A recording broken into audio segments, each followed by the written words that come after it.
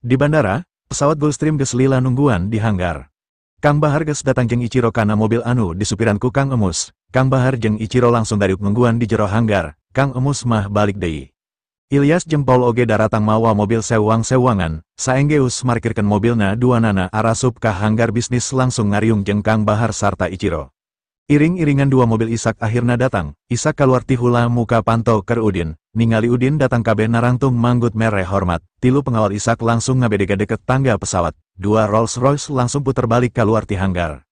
Ishak ngitung jelema, langsung laporan. Sadayana tos kumplit salapan jalmigan. Hayu, langsung berangkat, cuk Udin bari buburu naek kana pesawat dituturkeun ku sararea. Saenggeus kabeh naek. Pramugari nutupan pantau pesawat, pilot geus ngahirupan mesin bari ngahubungi menara pengawas. Pesawat lalaunan kaluar ti hanggar, langsung katungtung landas pacu, pas jam genep pesawat ngabelesat ngapung, ngatur arah ka kalerkeun. Sapanjang perjalanan, kaciri Ichiro teu daek cicing, perasaana pacampur aduk antara Ato jeung Sien, lantaran posisi diukna paharep kerep jeung Udin ukur kahalangan ku meja. Ichiro nanya, "Pak Udin, kumaha upami wargi-wargi abdi teu nampi kasumpingan abdi?" Teras nolak masihkeun Kobayashi Pharmaceutical. Margi ku hasutan Jiro, pasti sadayana yakin yen abdi anu tos maehan pun bapa. Udin seri, aya video pengakuan Jiro di Kang Bahar, kuring bakal nenjokeun video eta ka dulur-dulur anjeun. Kumaha upami aranyeuna teu percaya, Ichiro nanya deui. Udin jebi, teu percaya, gugat sarta penjarakeun kabehanana sacara hukum ku anjeun, lantaran geus ngajieun fitnah nuduh anjeun maehan bapa anjeun, maranehna pasti teu boga bukti.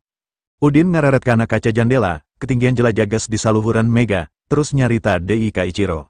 Jeung deui Jiro geus leungit, anjeun anak cikal Masao Kobayashi, anjeun leuwih hak pikeun ngawaris Kobayashi Pharmaceutical.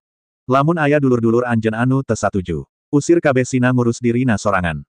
Ichiro ungguk, aya mamang sareng rayina Aki, dua jalmi eta anu paling ageng pangaruhna di kulawarga, sanaos duanana teu kagungan saham, tapi aya dina daftar anu kagungan hak nampi dividen ti perusahaan margi jabatana direktur produksi sareng direktur riset. Udin mencrong ka Ichiro, teu masalah, kuring rek mere dua pilihan. Tunduk kana aturan kuring atawa dipecat, lamun tunduk, hak sarta jabatana angger, lamun milih dipecat, jelas hakna bakal leungit, manajemen kudu dirobah total, diganti ku tim anyar. Udin nunjuk ka Ilyas, itu Ilyas, jelema kuring anu bakal jadi presiden direktur anyar Kobayashi, anjeun kudu tunduk ka Ilyas, sagalana kudu dikoordinasikeun jeung Ilyas. Ichiro sadar, saenggeus 90% saham ditransfer ka Udin, Kobayashi Pharmaceutical geus lain milikna deui. Tapi milik Udin, dirina ukur ngabantu. Udin anu boga hak ngangkat pamimpin, Udin oge anu bisa ngarobah ngaran Kobayashi Pharmaceutical jadi RK Pharmaceutical, Ichiro ukur boga hak narima dividen 10% tina kauntungan bersih. Mikiran hal eta Ichiro ngarasa boga salah gede ka bapana, hasil capek gawe Masao Kobayashi salila puluhan tahun, dibikin kitu wae ka Udin anu lain dulur lain baraya, malah beda negara jeung ras, ku 10% saham, Ichiro memang bakal jadi jelema beunghar. Tapi di musuhan ku dulur-dulurna, bisa jadi di marusuhan oge ku sakabeh masyarakat Jepang sabagai tukang hianat.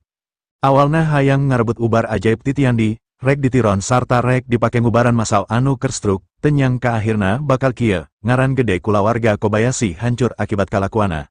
Tapi hate letik Ichiro sabenerna ngarasa regrek, salian bisa balik ke Jepang sarta bebas ngajalanan kahirupan normalna deui, dina leungeun Udin, pasti Kobayashi bakal leuwih maju, sabalikna lamun teu dipimpin ku Udin, lambat laun Kobayashi bakal bangkrut, lantaran geus eueuh anu bisa ngamani perusahaan, jeung teu mampu ngajieun deui ubar anyar anu kualitasna alus. Perjalanan meakeun waktu genep jam, ditambah perbedaan waktu Tokyo anu leuwih gancang 2 jam ti Bandung, jadi pesawat akhirna mendarat mulus di Bandara Narita jam 2 waktu Jepang. Saenggeus formalitas imigrasi diurus ku Ishak, kabeh kaluar ti bandara, pengawalan sarta konvoi Rolls-Royce pribumi anu diatur ku Ishak oge geus siap ngajemput di luar bandara. Dina masalah mobil Jepang jeung Indonesia sabenerna sarua, Rolls-Royce jenis mobil Eropa anu langka, Jepang leuwih ngutamakeun produk lokalna, otomatis iring-iringan Rolls-Royce jadi bahan perhatian, disangkana aya kunjungan pejabat di luar negeri. Kamana tujuan pertama gan, Ishak nanya ka Udin, langsung ka kantor pusat Kobayashi Pharmaceutical, tembal Udin. Ishak buburu ngajelaskeun, mamang tos marios informasi Kobayashi Pharmaceutical, pejabat intina masih ti kulawarga Kobayashi, salira ujuk-ujuk sumping nyandak Ichiro, pasti bakal nimbulkeun masalah serius. Udin seri, tiap masalah memang kudu disingharpan jeung dibereskeun, pan eta anu jadi tujuan, kuring datang pikeun ngahasilkeun duit, lain rek silaturahmi. Ishak ungguk, tapi masih aya rada ragu dina hatena. Nilai aset Kobayashi triliunan, Ichiro tos dianggap pae, Jiro leungit, posisi pimpinan kosong, sapertosna pihak kulawarga anu sanes tos ngambil alih kakosongan ieu, atanapi tos ngawitan ngareca pembagian Kobayashi. Udin ungguk, tina sudut pandang hukum, salian Ichiro, kabeh parobahan bakal dianggap ilegal. Kadatangan Ichiro bakal ngamentekeun parobahan naon wae anu aya di Kobayashi ayeuna, anu bedegong rek sakalian di talapungan kukuring. Ayeuna di kantor pusat Kobayashi keur persiapan rapat pemegang saham darurat pikeun milih pimpinan sementara. Saenggeus 5 poe Jiro jeung asistena teu bisa dihubungi ku cara naon wae, duanana geus dianggap leungit di Indonesia. Rapat rencana bakal dihadiran ku Ito Takehiko, patria kulawarga Ito, lantaran kabeh pada nyaho. Saacana Jiro geus ngarencanakeun ngajalin kerjasama jeung Takehiko anu rek meuli saham Kobayashi, Takehiko bakal jadi sumber dana investasi anyar pikeun Kobayashi. Sarerea oge nyaho Jiro keur ngungudak Nanako pikeun dijadikeun pipamajikanen, eta sababna Jiro wani jadi promotor resmi kompetisi sanda di Bandung, sarta indit ka Bandung sangkan bisa leuwih deket jeung Nanako. Nanako balik tapi Jiro henteu, jelas hal anu aneh jeung teu asup akal. Takehiko ngarasa prihatin ku kajadian eta, samemehna Takehiko ngarasa optimis ka Jiro jeung Kobayashi Pharmaceutical. Jiro leungit, otomatis harepana pikeun ngajadikeun Jiro jadi minantuna oge leungit. Takehiko nyaho ti Jiro yen di Indonesia muncul pesaing Kobayashi Weisan nyaeta RK Weisan anu kaampuhana leuwih hade. Tapi acan nepi ka luar negeri. Kusabab eta Takehiko masih yakin Kobayashi Weisan bakal tetep unggul di Jepang jeung di dunia. Ngan memang moal bisa asup ka Indonesia. Jadi Takehiko masih neruskan rencanana pikeun meuli saham Kobayashi. Takehiko oge sarua, geus ngutus jelema ka mana-mana, sangkan neangan Jiro. Sameuntara dirina fokus ka Jiro jeung Kobayashi, urusan Nanako jeung Kazuki dipasrahkeun ka Hiroshi. Ngan hanjakalna, Takehiko teu boga jaringan intelijen anu kuat di Indonesia, jadi teu bisa menang informasi anu jelas ngeunaan Jiro. Pon kitu deui usaha Hiroshi ka Jakarta pikeun nguruskeun Nanako, eta oge gagal. Jadi sagala upaya anu dilakukeun ku Takehiko jeung pihak kulawarga Kobayashi neangan Jiro geus direnan, 5 poe geus dianggap mustahil pikeun neangan jelema. Anggapan Takehiko, daripada miceunan waktu jeung biaya neangan Jiro, mending keneh fokus ngelola Kobayashi Pharmaceutical pikeun ningkatkeun produktivitas Kobayashi Weisan, sangkan buburu ngawasa pasaran dunia saacan kapihulaan ku RK Weisan. Matak Takehiko langsung narima undangan kulawarga Kobayashi, pikeun ngahadiran pamilihan pimpinan anyar Kobayashi Pharmaceutical, sarta bakal langsung meuli sahamna. Kobayashi Pharmaceutical masih make ngaran Masao Kobayashi sebagai perintis awal. Sanajan kulawargana loba anu kalibat, 100% saham masih milik Masao Kobayashi. Saenggeus Ichiro sebagai pawaris utama dianggap geus maehan Masao, hak waris tunggal ragrak ka Jiro. Tapi Jiro acan mereskeun dokumen kapamilikan sahamna sacara hukum. Ayeuna Jiro kaburu leungit. Dua hak warisna sacara hukum kapamilikan ragrak ka kulawarga anu sejen. Dina rapat ieu 100% saham bakal direcah sesuai porsina masing-masing. Bagian anu gede bakal katarima ku adina Masao Kobayashi nyaeta Masayoshi Kobayashi. Dirina anu mingpin sameuntara, jadi transaksi Ito Takehiko ayeuna urusana jeung Masayoshi Kobayashi. Takehiko nelepon Masayoshi, "Masayoshi, salamet anjeun geus kapilih jadi pimpinan anyar Kobayashi Pharmaceutical. Hatur nuhun pa, tapi kuring mingpin samentara, nepikeun ka Jiro balik," tembal Masayoshi. Ningali kondisi ayeuna, Jiro mustahil balik, anjeun bakal mingpin salilana, cuk Takehiko. Masayoshi sabenerna atau ngadengena, "Takehiko, kuring tetep ngarepkeun Jiro balik kalawan salamet."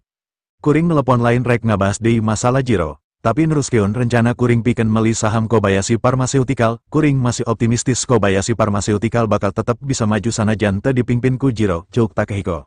Anjeun bener, nuhun kana dukungan jeung tanggepan positif anjeun pikeun Kobayashi Pharmaceutical, cuk Masayoshi. Kuring kudu ngajieun kasupakatan jeung anjeun, sebagai tindak lanjut rencana kuring anu saacana kungsi diobrolkeun jeung Jiro, nyaeta meuli 30% saham saharga $15 miliar Amerika, cuk Takehiko. Tapi harga 30% saham kuduna $20 miliar Amerika lain $15 miliar Amerika, cuk Masayoshi. Jen dua kasupakatan, lamun ku $15 miliar Amerika kuring bakal menang 30% saham. Secara pribadi, anjeun bakal narima persenan ti kuring $200 juta Amerika Serikat kontan. Anu kadua, hak suara 30% kuring bakal dibikeun ka anjeun, jadi anjeun tetep aya dina posisi pamimpin anu kuat. Saupama Jiro balik oge, moal bisa ngaroba posisi jeung hak suara anjeun. Sanajan Takehiko pengusaha top, tapi keur urusan bisnis teu bisa gagabah. Modal anu bakal dikaluarkeun kudu sabanding jeung hasilna, jadi kudu bisa meuli saham ku harga panghandapna. Lamun narima nilai saham $20 miliar Amerika, ku 30% saham Takehiko kudu mayar $6 miliar Amerika, tapi lamun nilaina turun ka $15 miliar Amerika, Takehiko cukup ngabantu $4,5 miliar Amerika. Keur Kobayashi Pharmaceutical sorangan jelas rugi, tapi lantaran Takehiko ngajanjikeun bonus pribadi $200 juta Amerika Serikat kontan, sarta mikeun hak suara keur dirina, Masayoshi jelas kabita, salian sacara pribadi diuntungkan, ku dukungan Takehiko, posisina sebagai pamimpin bakal leuwih kuat. Oke, Deal, iraha anjen datang ke kantor pusat Kobayashi Pharmaceutical pikeun mereskeun kontrak kerja samana, cuk Masayoshi. Ayeuna, tembal Takehiko, di ruang rapat Kobayashi Pharmaceutical, kabeh jajaran direksi jeung kulawarga keur dariuk bingung, insiden anu datang merepek ka Kobayashi Pharmaceutical geus ngajadikeun perusahaan dina kaayaan kacau. Awalna pucuk pimpinan, Masao Kobayashi maot lantaran diracun, diduga lantaran dipaehan ku anak cikalna Ichiro. Ayeuna Jiro oge leungit, padahal di Kobayashi Pharmaceutical keur aya proyek gede, nyaeta launching produk anyarna, Kobayashi Weisan. Lantaran salila ieu kulawarga tara pipiluan kana urusan inti, teu biasa nangani perusahaan secara langsung, ayeuna kondisina geus beda, kabeh kudu tunduk ka Masayoshi anu geus ditunjuk jadi pimpinan samentara. Masayoshi geus janji, bakal ngaliupaskeun 40% kapamilikan saham pikeun direcah. Hal ieu bakal ningkatkeun kauntungan kabeh anggota kulawarga anu sacana ukur narima dividen tapi teu bisa ngapi milik saham. Masayoshi nyarita, kuring samentara, keur ngeusian posisi pimpinan anu kosong. Jadi kaputusan ieu ukur keur konsumsi internal perusahaan, ulah waka diumumkeun ka publik. Tapi keur kuring, anjeun pantes jadi pimpinan resmi, tembal salah sahiji anggota rapat. Masayoshi Sri, kuring masih ngarepkeun Jiro balik. Masayoshi ngareret ka kabeh peserta rapat. Loba masalah internal jeung eksternal Kobayashi Pharmaceutical, kuring ngadenge aya farmasi Indonesia anu geus meroduksi ubar mah keur nyaingan Kobayashi Weisan urang di nagarana, hasiatna leuwih alus, keur ayeuna aranjeun teu perlu hariwang, sabab kapasitas produksina rendah, jadi moal bisa keluar ti Indonesia, tapi sok sanajan kitu, teu mustahil kaharepna bakal jadi ancaman urang lamun maranehna geus bisa ningkatkeun produktivitasna. Jadi naon rencana anjeun? Saurang peserta rapat nanya. Masayoshi ungguk, terus ngejelaskan, distribusi kudu dikebut sangkan pasar dunia buburu dikuasai, produksi Kobayashi Weisan kudu terus ditingkatkan kapasitasna, sabab ukur ngandalkan Kobayashi Weisan perusahaan urang bakal terus jalan, lamun pasar dunia kaburu dikawasaku ubar mah Indonesia eta, geus moal aya kasempetan deui pikeun Kobayashi. Lamun kitu butuh modal gede, anjeun boga solusi, saurang peserta rapat nanya deui. Masayoshi ungguk, urang butuh investasi modal. Salian lini produksi jeung distribusi Kobayashi Weisan anu kudu ningkat, Kobayashi Pharmaceutical oge kudu serius ngembangkeun deui riset keur ubar-ubar anyar sejena. Saurang anu boga tanggung jawab dina manajerial perusahaan nyarita.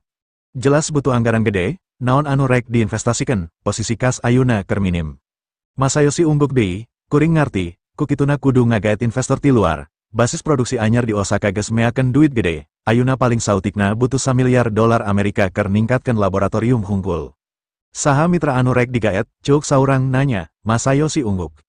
Saacana Jiro geus negosiasi kerjasama jeung Takehiko Ito keur ngadukung biayana, aranjeun kungsi ngadenge, tah kerjasama eta bakal diteruskeun ku kuring.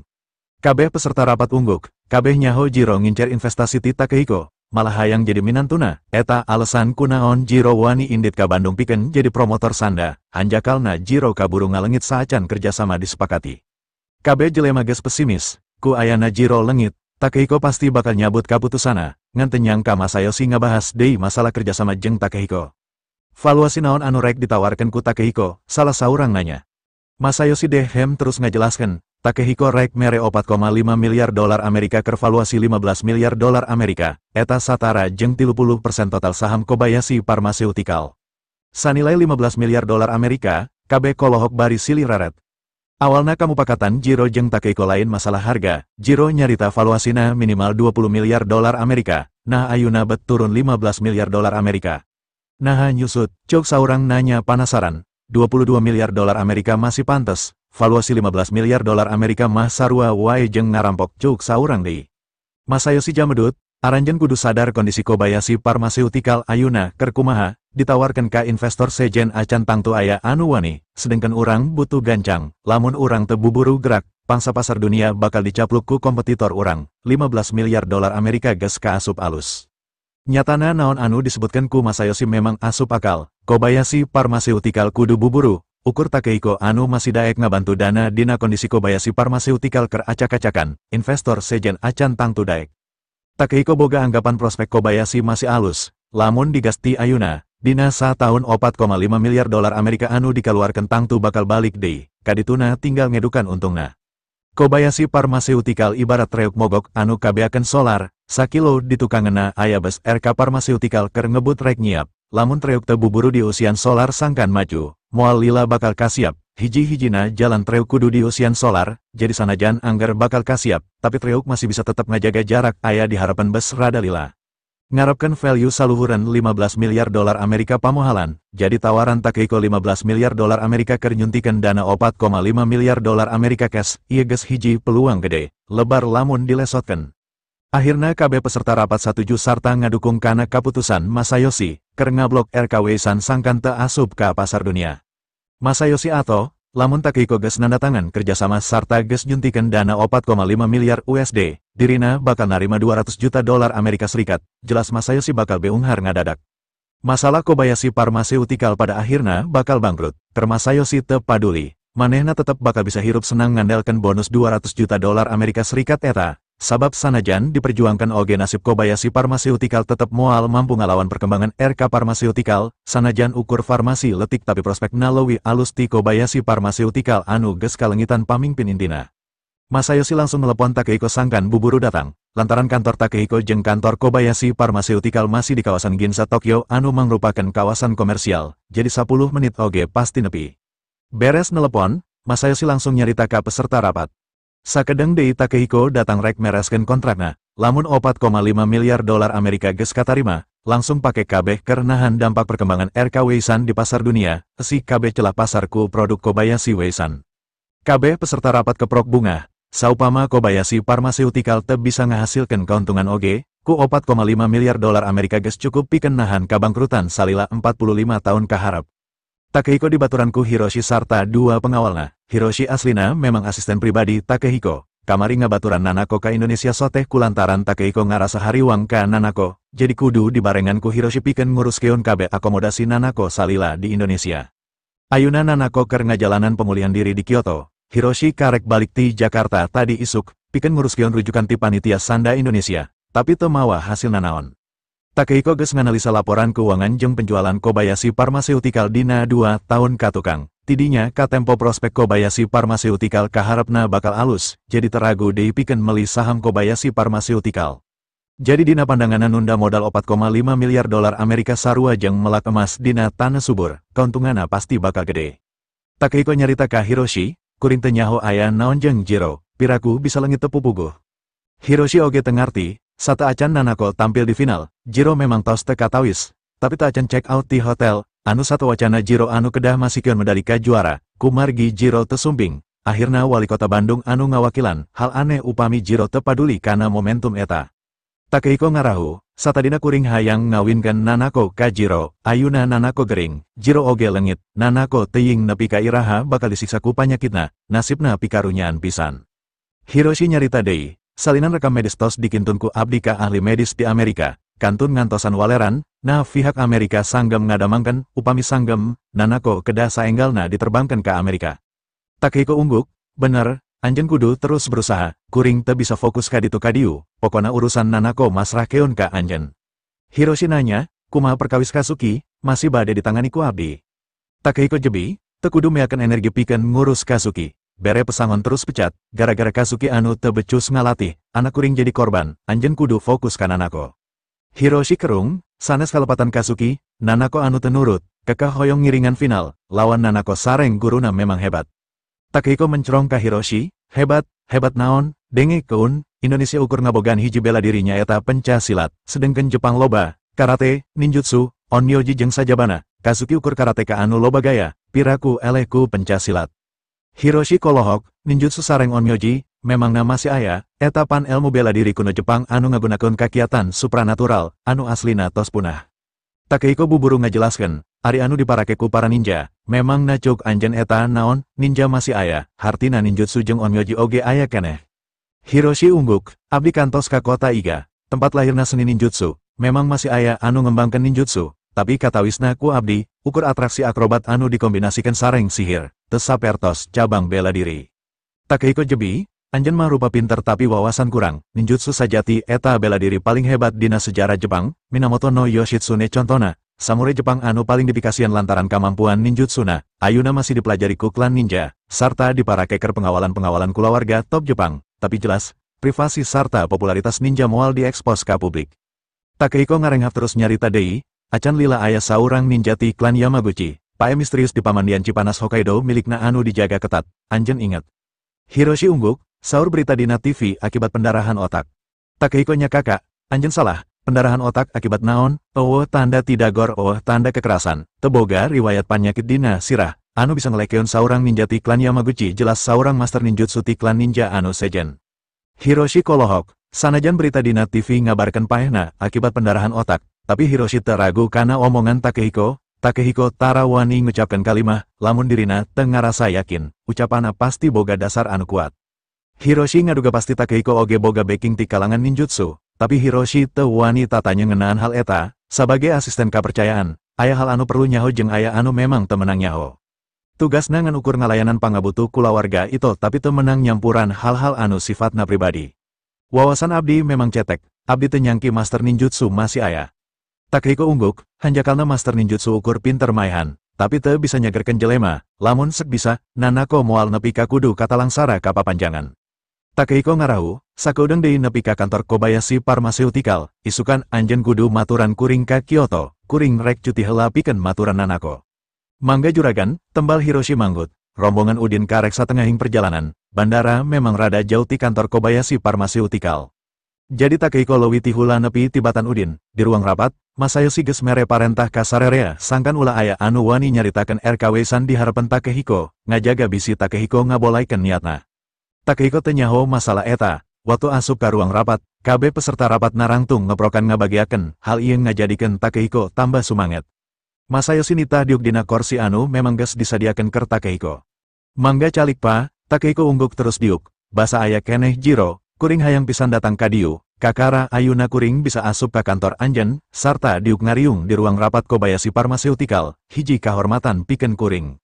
Kabeh manggut atau bari keprok deui. Sarerea beki yakin kadatangan Takehiko memang rek ngainvestasikan dana ka Kobayashi Pharmaceutical.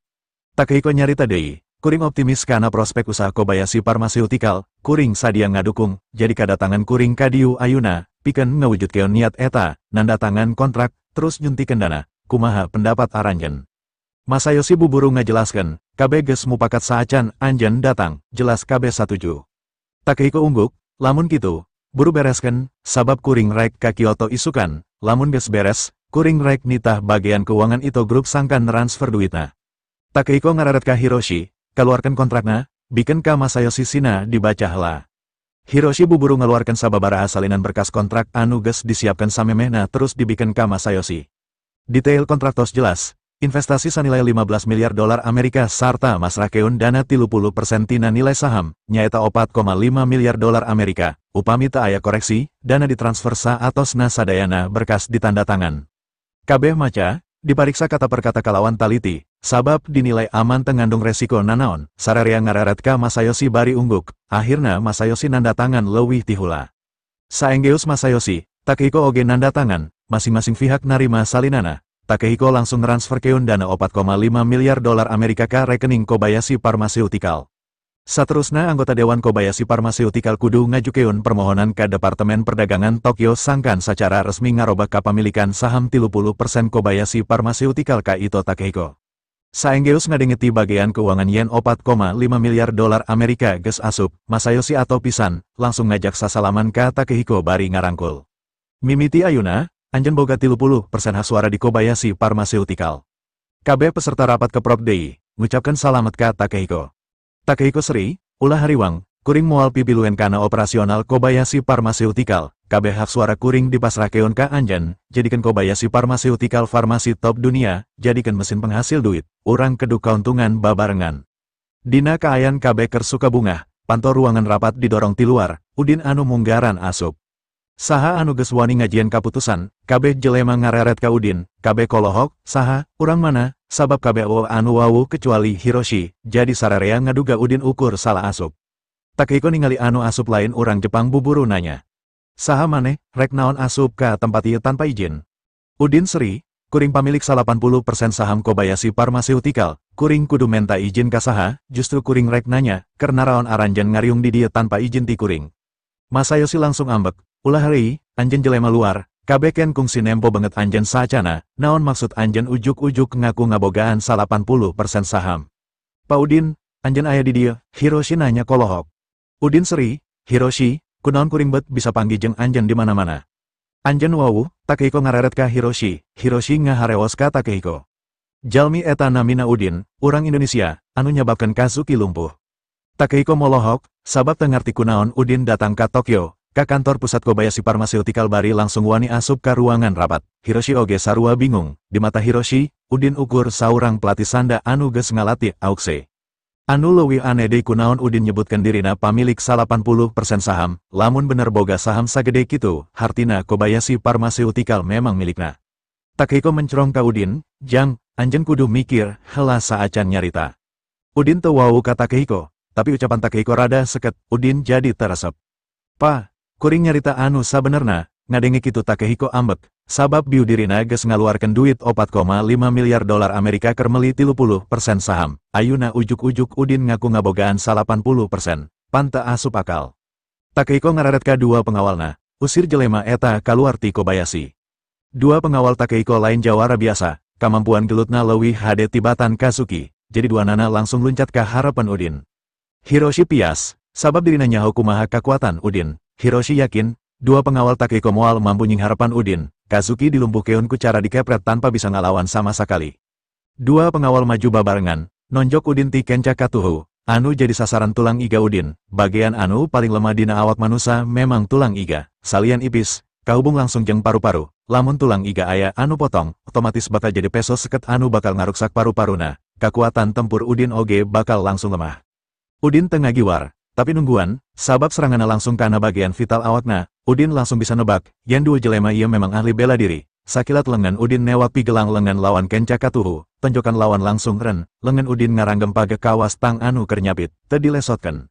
Duanana ngarenjak sabab pigelang lenganna dicekelan ku hiji kakuatan gede, anu ngakibatkeun tonjokana teh nepi kana iga Udin. Dibetot oge teu bisa, page diranggem, beki teu terejal hayang lepas, beki page lengan Udin nyekelan, perepna nepi kagenek lantaran aliran darah teu ngalir, pigelang lenganna peres kacida sarta perepna mimiti baal sing siremen. Duanana langsung sadar keur nying harapan jelema anu lain tandingna, duanana silih reret, kaciri bangetna mimiti sieun, teu mustahil pigelangna bakal potong lamun Udin ngaluarkeun tanaga sapinuna. Udin nyerenge seri, geus kieu kumaha, hayang dipiteskeun. Salah saurang buburu nyarita, ulah, kuring biu ukur hayang nguji kakuatan anjeun. Udin seri, konyol, alasan anu teu asup akal, ningali dua pengawalna ditundukkeun ku Udin, Takehiko reuwas. "Anjeun rek naon, nyaho saha kuring, wani ngalawan ka kuring, anjeun moal bisa ninggalkeun Jepang." Udin seri, anjing kampung ngagogokna memang tarik. Udin ngararet ka dua pengawal kenca katuhuna. "Inget, ia diakibatkan lantaran kasombongan dunungan anjeun," cuk Udin bari, trak miteskeun dua pigelang lengan anu keur diranggem. Dua pengawal langsung ngoceak, beungeutna pias, kesang ngagarajak masahan banget, lantaran nyeri dina pigelangna anu biu dipotongkeun ku Udin. Takehiko kepala kulawarga itu, kulawarga top di Jepang, tangtu pangawalna oge henteu sambarangan, jadi eueuh anu nyangka lamun duanana bakal dielekeun ku Udin ku cara anu babari, tanpa bisa ngalawan sama sekali. Duanana langsung parotong leungeunna, Takehiko sarta kabeh jelema anu aya di ruangan rapat karolohok. Kare Udin, dua pengawal ieu ukur satik leuwih kuat tibatan jelema biasa, tapi pikeun dirina, ibarat budak TK anu keur ngalawan budak SMA. Takehiko mencerong ka Udin, "Anjeun lain urang Jepang, tapi wani ngajian masalah di Jepang, anjeun moal bisa balik." Udin seri, "Nah bet moal bisa balik, anjeun resep ka kuring, terus rek ngajadikeun kuring minantu anjeun." "Kurang ajar, sombong siah," cuk Takehiko. Udin jebi. "Kuring datang baik-baik, lantaran ieu perusahaan kuring, kunaon anjeun teu tarima." Hiroshi maju terus ngabongkokeun awakna, "Pak Udin, tahan emosi salira, ieu dunungan kuring, anjeunna Takehiko itu, kepala kulawarga itu, ramana Nanako." Ngadenge penjelasan Hiroshi, Udin karek sadar yen marga Nanako oge itu. Katambah Hiroshi nyebut Takehiko dunungana, paingan Hiroshi bisa aya di dinya. Emosi Udin rada turun, "Demi anak anjeun, kuring teh hayang boga urusan jeung anjeun, lantaran anjeun lain kulawarga Kobayashi, anjeun teu perlu aya di dieu, anu sejen oge, salian kulawarga Kobayashi kaluar." Tapi Takehiko kalah ambek, kulawarga itu terpandang di Jepang. Dirina paling dihormati di antara tilu pengusaha top Jepang, ayuna diusir kaluar ku Udin anu samemehna acan wow sama sekali, jelas Takehiko ngarasa kahina. Takehiko mencerong ka Udin, "Jelaskeun heula ka kuring, kunaon anjeun nyebut ieu perusahaan anjeun nyebutkeun ngabogaan saham 80%, atas dasar naon, kuring karek bieu nandatangan kontrak, meuli 30% saham Kobayashi sarta geus nyuntikeun dana 4,5 miliar dolar Amerika." Udin seri, "Oh kitu, hartina anjeun geus dibobodo, mana jelemana anu geus ngajual saham Kobayashi Pharmaceutical kuring ka anjeun." Masayoshi ngangkat leungeunna, Kuring pamimpin Kobayashi Pharmaceutical, KB Direksi geus satuju nunjuk kuring jadi pamimpin, anjeun saha ujuk-ujuk ngaku pamilik, hayang dilaporkan ka polisi. Udin Seri, maju ka dieu, kuring mawa bukti, Ichiro, asup, Udin nyorowok keluar. Ichiro asup bari digendeng ku Kang Bahar sarta Isak, ditukangeuna tilu pengawal Isak nuturkeun, terus Ilyas jeung Paul asup paneri. Pas nempo Ichiro asup, KB jelema kolohok, Ichiro, lain geus paeh. KB jelema pating rareret ngagerendeng, Ichiro langsung nyarita. Aranjen geus ditipu ku Jiro, kuring acan paeh, kuring oge teu ngaracun bapa kuring, Jiro anu hayang ngawasa Kobayashi Pharmaceutical, sarta marentah keun jelema pikeun maehan kuring. Masayoshi langsung nyorowok, mustahil, kuring aya di bandara waktu Masao maot, geus jelas maotna akibat nginum kiriman ubar ti anjeun rek mungkir. Ichiro kekerot, awalna kuring ngirim ubar asli. Tapi Jiro geus nukeurkeun ubar eta ku racun, lamun kuring rek niat maehan, kunaon kudu ti kajauhan, mikir. Masayoshi nyorowok deui, anjeun anu hayang ngawasa Kobayashi Pharmaceutical, anjeun jelas maehan Masao Kobayashi, lancek kuring, bapa anjeun sorangan. Ichiro ambek, dasar otak anjing, saenggeus bapa kuring maot, memangna saha anu mingpin Kobayashi. KB jelema silih reret, penjelasan Ichiro memang asup akal, saware unggut-unggutan mimiti ngarti duduk permasalahana. Lamun bener Ichiro anu maehan, saenggeus Masao maot, pasti Ichiro anu mingpin. Lain Jiro, komo pada akhirna Jiro miceunan duit keur marentah keun jelema pikeun maehan Ichiro. Beki jelas lamun Ichiro teu salah. Masayoshi kerung, saenggeus Masao maot, Jiro mingpin. Pas Jiro leungit, dirina anu mingpin, tapi karek mingpin kurang ti sajam, ujuk-ujuk Ichiro datang. Kahirupan Masayoshi anu geus kabayang bakal pisenangan, ayuna kudu leungit deui, ningali kaayan kieu. Takehiko oge pasti bakal ngabatalkeun janjina anu rek mere bonus $200 juta Amerika Serikat. Masayoshi kekerot ambek, Ichiro, anjeun geus ninggalkeun tanggung jawab anjeun lila pisan. Kobayashi Pharmaceutical geus dijalankeun sapinuna tanpa anjeun, kuring teu ngijinan anjeun nyokot Kobayashi Pharmaceutical anu kari ngeunahna. Ichiro oge ambek, Mang, anjeun gaganti bapa kuring hormat ka anjeun nyaho saha anu leuwih hak jadi pawaris Kobayashi Pharmaceutical, lain anjeun. Tapi kuring, saham wae anjeun teu boga, anjeun ukur pagawe biasa anu digaji bulanan jeung narima dividen tahunan, kuduna anjeun geus ngarasa syukur kana hal eta, ulah ngaganggu properti kuring, atawa anjeun kaluar ti Kobayashi, dipecat ku kuring, ngarti. Teu bisa, dasar pembunuh, naon hak anjeun ngusir kuring, tembal Masayoshi. Lantaran unggal poe latihan fisik jeung anjing di kandang, awak Ichiro ayuna geus leuwih kuat tibatan jelema kantoran anu jarang olahraga. Masayoshi langsung ditonjok pipina nepikeun ka ngacleung terus ngagoler, sungutna baloboran getih, dua hungtuna langsung murak. KB jelema murungkut nempo Ichiro ngamuk, Ichiro nunjuk banget Masayoshi. Tempo naon anu bakal ditembongkeun ku aing ka marane kabeh. Ichiro ngareret ka Kang Bahar bari manggut, Pa, uningakeun video pengakuan Jiro ka sadayana.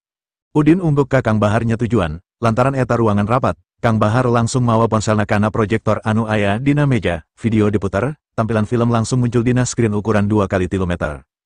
Dina video Jiro ngaku bari cerik, yen dirina anu geus maehan Masao Kobayashi, bapa kandungna sorangan, terus Jiro oge ngaku geus make duit perusahaan pikeun mayar jelema keur moro Ichiro, sarta mayar tukang jagal pikeun maehan Ichiro pikeun ngaleungitkeun bukti.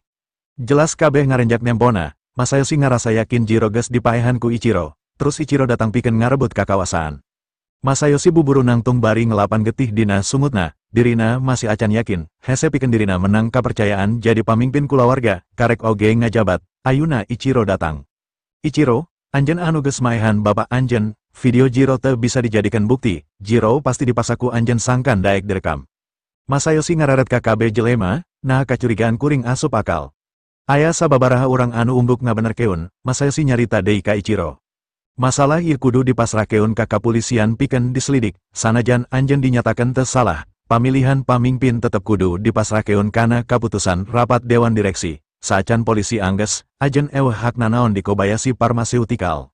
Ichiro ngalengka maju, terus ngajejek beteng Masayoshi anu karek hudang, Masayoshi ngadaya gedak labu ka tukang dina kaayan diuk, Ichiro molotot. Masayoshi, anjeun teu gablek ka era, sanajan dituntut melalui jalur hukum, kuring anak cikal, hiji-hijina pawaris anu masih aya jeung sah, boga hak naon anjeun wani ngajieun aturan sorangan di Kobayashi Pharmaceutical. Mikiran kasangsara ana salila ieu, amarah Ichiro geus teu kabendung, Ichiro hayang hirup normal deui kawas bahla, tapi niatna masih dihalangan ku Masayoshi. Ichiro langsung ngarontok Masayoshi, ditonjokan bengetna merekpek. Koplok, aing pamilik, kakara ayuna aya pagawe anu kurang ajar, anjeun dipecat, kaluar. Saenggeus banget Masayoshi dijadikan samsak nepi ka barareu baloboran getih, Ichiro nangtung bari ngejejekan awak Masayoshi. Keluar, tindakan Ichiro ka mamang sorangan, secara hubungan kulawarga memang kacirina telenges, tapi lantaran urusan perusahaan, hal ieu dianggap wajar jeung dibenerkeun, saurang karyawan nolak kedatangan pamilikna, memang tepantes. Sanajan Ichiro dianggap salaku polisi lantaran geus maehan bapana, sarta kudu dipenjara, tapi hak waris di Kobayashi tetep teu bisa dibatalkan kitu wae, kecuali aya wasiat khusus ti Masao. Naon anu diomongkeun Masayoshi saola bener keur dirina, tapi sabenerna manehna teu ngarti hukum, malah leuwih ka tembong sabagai jelema anu sarakah. Ningali Masayoshi anu dijejekan jeung ditalapungan teu eren-eren nepi ka ampun-ampunan, Udin buburu nyarita. Ichiro eren, lamun Masayoshi paeh, anjeun bakal bener-bener asup penjara. Ichiro akhirna mundur, terus malik ka Udin bari tungkul. Hapunten pa, abdi teu kiat nahan emosi, Udin ungguk. Ayeuna kabeh dari terus dengek keun kuring. Sebagai ahli waris Kobayashi Pharmaceutical, Ichiro geus nyerahkeun ekuitas ka kuring, 80% saham Kobayashi milik kuring, Ichiro 10%, jadi ayeuna kuring pimpinan mutlak di Kobayashi Pharmaceutical.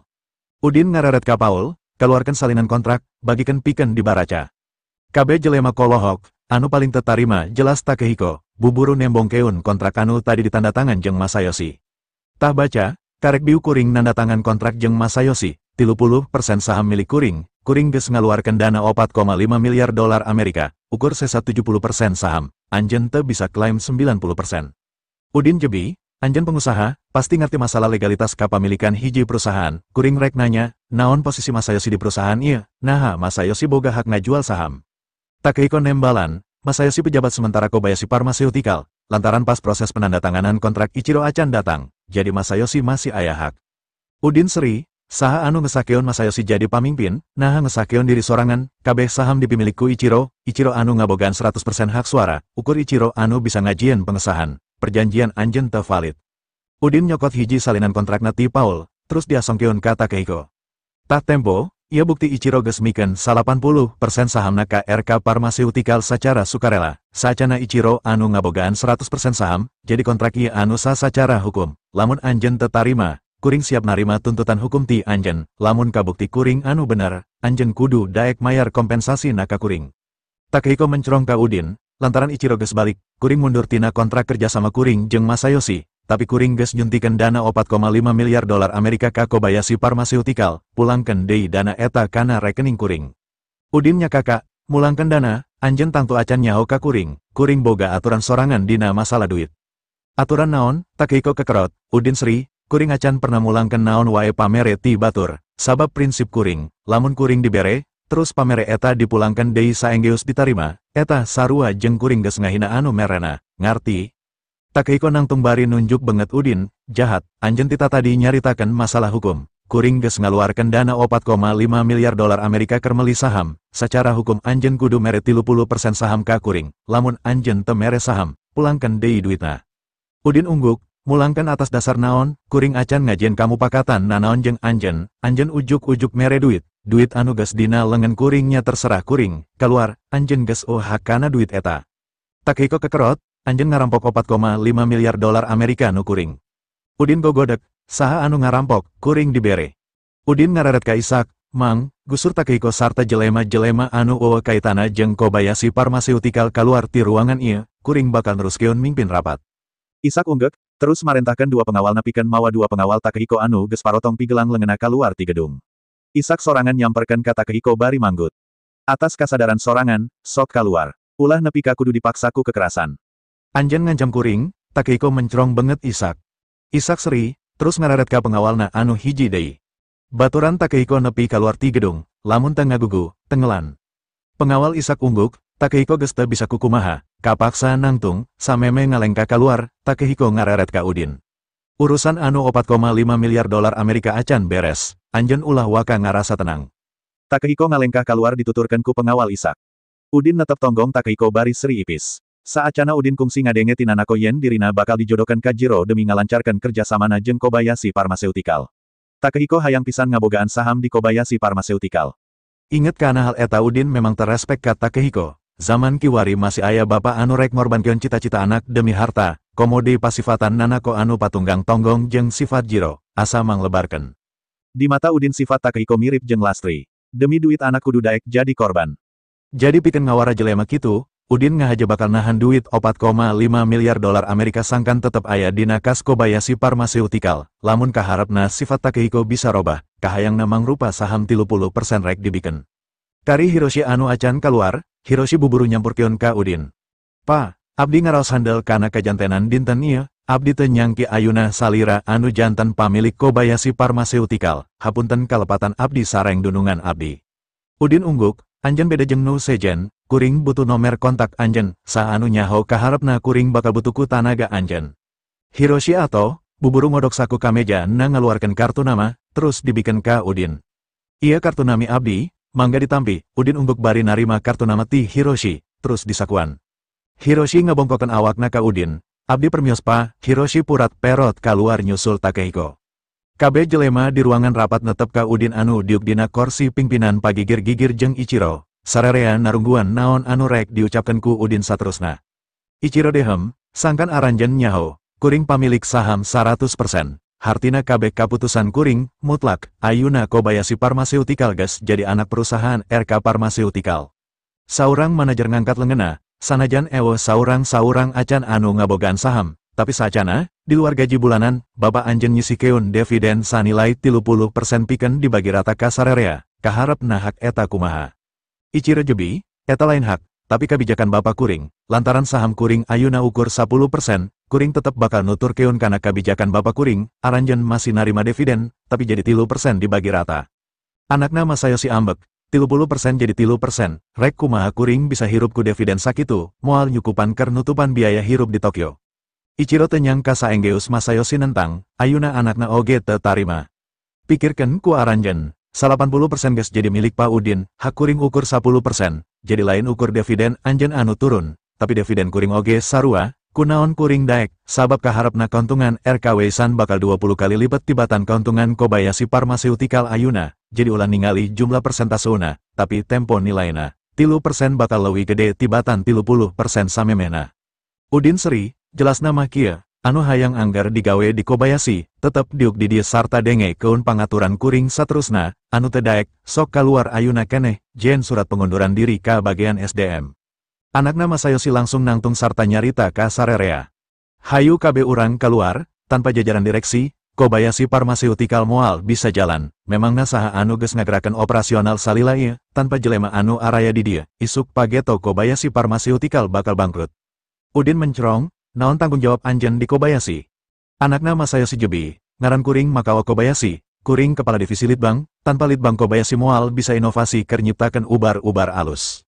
Udin ungguk, oh, kabeneran, divisi litbang memang bakal dihapus ku kuring, Kobayashi Pharmaceutical geus jadi anak perusahaan RK Pharmaceutical, litbang cukup hiji di pusat, jadi sok anjeun sarta anak buah anjeun kaluar, urus pengunduran diri ayeuna keneh. Makawa langsung nyorowok, kuring postdoktoral jurusan biofarmasi di Universitas Tokyo, salah seorang ahli farmasi di Jepang, kuring anu nyiptakeun Kobayashi Wei-san, anjeun teu nganggap kamampuan kuring sama sakali. Udin jebi, 80% resep Kobayashi Wei-san ditiron tina ubar mah bangsa kuring, usaha pengembangan anjeun ukur 20%, lamun anjeun jago, nah kualitasna bet eleku RK Wei-san, hartina divisi litbang di RK Wei-san leuwih hade tibatan litbang anu dipimpin ku anjeun, faham? Sacara objektif, sebagai negara maju, Jepang memang geus ngajieun prestasi anu luar biasa dina sagala widang dibandingkeun jeung negara berkembang kawas Indonesia.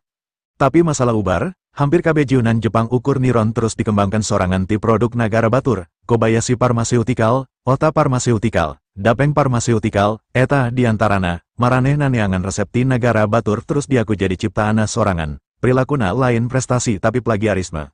Jadi alasan Udin ngabubarkan divisi litbang di Kobayashi Pharmaceutical, aya dasarna, Udin ngabogan ratusan resep magis tina buku goib salapan ilmu karuhun, kernaon divisi litbang. Culi Makawa langsung panas, sabab memang benar, divisi litbang ukur pengembangan Kobayashi Wei-san tina resep lawas anu dibeli ti katurunan veteran Perang Dunia Kedua, anu balik ti Indonesia, Makawa geus teu bisa ngabantah deui omongan Udin. Udin netep Makawa, mimiti ayeuna, divisi litbang Kobayashi Pharmaceutical dibubarkan, sok umumkan ka kabeh staf anjeun supaya buburu ngajarian surat pengunduran diri. Kabeh jelema karolohok, teu nyangka divisi inti farmasi dibubarkan, Pharmaceutical lamun teu ngabogaan litbang teu pantes disebut farmasi, tapi tujuan Udin memang kitu, Udin ukur butuh pabrikna hungkul, pikeun ngabantu produktivitas RK Wei-san. Makawa langsung nepak tarang. Aya sakitar 100 jelema anu aya di Litbang, 100 jelema ieu hartina aya 100 kulawarga anu kudu di Paraban. Umumna warga Jepang memang kitu. Keur pemerataan, pamarentah geus ngatur. Dina hiji kulawarga ukur aya saurang anu digawe, lamun salaki digawe, pamajikana di imah ngurus anak. Kaputusan Udin ngabubarkan divisi Litbang, jelas bakal aya 100 kulawarga anu kalengitan panghasilana. Direktur SDM geus mimiti sibuk ngalkulasi dana pikeun pesangon, keur divisi Litbang anu rek mundurkeun diri. Masayoshi anu acan keluar sarta karek bisa diuk lantaran tadi geus disiksa ku Ichiro oge bingung ngadengena. Harga imah di Tokyo memang pangmahalna sa-Asia. Mata kalau lobana ukur bisa cari cing di apartemen. Kaasup Masayoshi, sanajan panghasilana kawilang gede, tapi acan mampu meli imah. Katambah masih aya tanggungan pamajikan jeung 3 anak, adi-adina Makawa. Biaya hirup 5 orang anu gumantung kana panghasilana sorangan, kacida beratna. Penghasilan Masayoshi awalna 700.000 yen sabulan, ieu kaasup luhur. Tingkat kahirupan kulawargana kawilang mewah, satara jeung kelas menengah kaluhur. Tapi lamun kudu kalengitan pagawean, jelas bakal langsung karasa. Sanajan kudu nurunkeun pola hirup tina mewah ka saderhana, manehna tetep kudu bisa neangan pagawean anu bisa ngagaji dirina minimal 500.000 yen sabulan. Sabot Masayoshi mikiran eta, anakna anu geus misah sarta boga kulawarga sorangan ceri nyebruk di harapan Udin. Pa, kuring acan siap kalengitan pagawean, sanajan teu di divisi Litbang. Pertahankeun kuring sangkan tetep bisa digawe keneh di dia, kuring karek kawin, boga pamajikan anu kudu dibiayaan. Udin melong banget Makawa, keur staf anjeun kuring memang keur mikiran sangkan bisa dialikeun ka divisi produksi, tapi anjeun sorangan kuring teu bisa nahan, sabab kalakuan anjeun ti awal geus nyababkeun kuring teu resep, kuring embung ngabogaan pagawe tukang ngabangkang. Udin ngararet ka Isak, "Mang, kaluarkeun Masayoshi jeung Makawa." Isak umbek bari ngararet ka pangawalna, 2 pengawal Isak maju, nyeret Makawa jeung Masayoshi kaluar ti ruangan rapat. Kabeh jelema akhirna sadar, lamun embung dipecat, kudu nurut kana pangaturan jeung kahayang Udin anu geus jadi bos maranehna, akhirna kabeh caricing. Udin nyarita deui, sabenerna kuring ukur butuh divisi produksi, kabeh divisi dilebur ka divisi produksi, jadi mimiti ayeuna Litbang, promosi jeung penjualan, kabeh dilengitkeun, para kepala divisi supaya mimiti ngatur stafna masing-masing pikeun pindah ka divisi produksi, ka kepala divisi produksi, atur penempatan sesuai kebutuhan pabrik, faham. Saenggeus kabeh ungguk, Udin neruskeun deui omongana. Alasan divisi promosi dihapus, sabab RKW san teu butuh promosi. Bakal dikenal ku informasi ti beja ka beja. Divisi penjualan oge sarua, teu kudu niangan distributor bakal daratang ka dieu menta barang. Kabeh jelema silih reret, jelas lamun teu dialihkeun, 1000 karyawan bakal nganggur, sepertiga eksekutif anu aya di ruangan rapat anu aya pakait jeung 3 divisi dimaksud langsung bingung. Antara milih pindah atawa ngundurkeun diri. Eksekutif di divisi produksi geus cukup. Lamun maranehna pindah ka divisi produksi, pasti moal aya kursi. Paling hade posisina bakal turun jadi mandor di pabrik. Kepala SDM nanya, personal divisi sejen anu embung dioper ka divisi produksi kumaha. Udin seri, tita ngajukeun pengunduran diri, anjeun teu kudu bingung. Kepala divisi produksi oge nanya, anu saacana ngajabat eksekutif di divisi sejen, saenggusna pindah ka divisi kuring kumaha, soalna staf kantor jeung administrasi geus cukup. Udin nembalan deui, posisikeun sesuai kebutuhan anjeun, bisa pengawas lapangan, mandor atau teknisi mesin, anjeun anu leuwih nyaho skala prioritasna. Pokona ulah aya karyawan anu ukur diuk bari teu digawe nanaon ngahakan gaji buta, kuring percaya anjeun bisa ngatur hal eta, nyambung.